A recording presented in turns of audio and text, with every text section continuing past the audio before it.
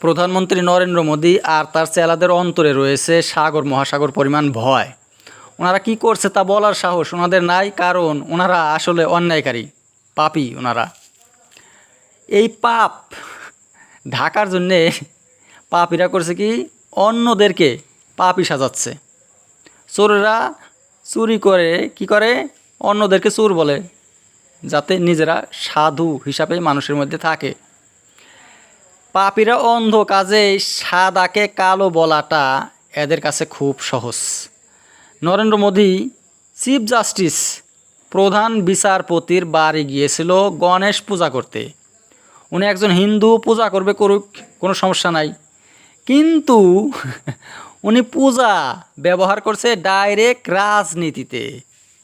উনি বলে, আমি যে পূজা করতে গেছি তার জন্যে কংগ্রেসের রাগ উঠেছে, কষ্ট হচ্ছে কংগ্রেসের। মোদি আরও বলছে, কংগ্রেসের লোক দেবতাদেরকে সঠিকভাবে সম্মান করতে জানে না। কংগ্রেস পূজা তো করেই না, বরঞ্চ গণেশ দেবতাকে ভীষণ অসম্মান করে।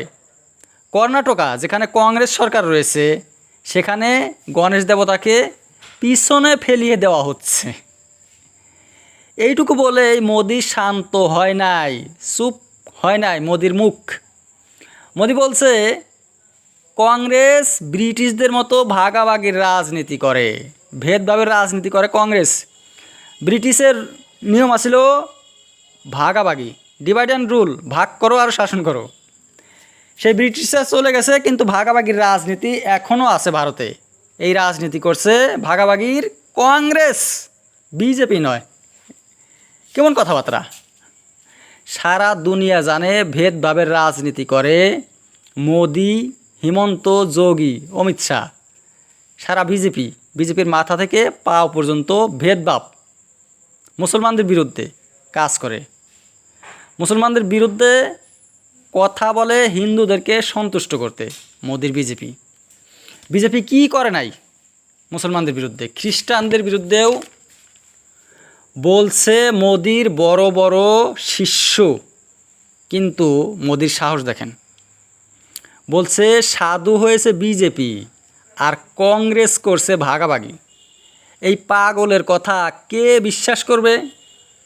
উনি নিজের পাপ ঢাকার জন্য এমন কথা বলে। কারণ মোদি যদি স্বীকার করে যে উনি ভেদভাব করছে, ওনার রাজনীতিতে রয়েছে জাতপাত, ভেদাভেদ, ওনার সিট তো থাকবেই না, উনি চলে যাবে জেলে। কারণ ওনার কাজ হয়েছে সংবিধান বিরোধী।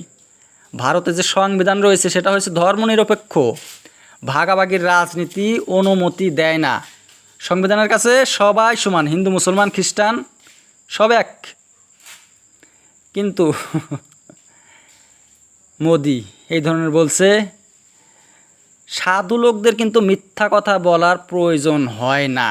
মোদি যেমন মিথ্যা কথা কয় কেন? আসলেই মোদি চোর, চোরেরও অনেক ভাগ আছে।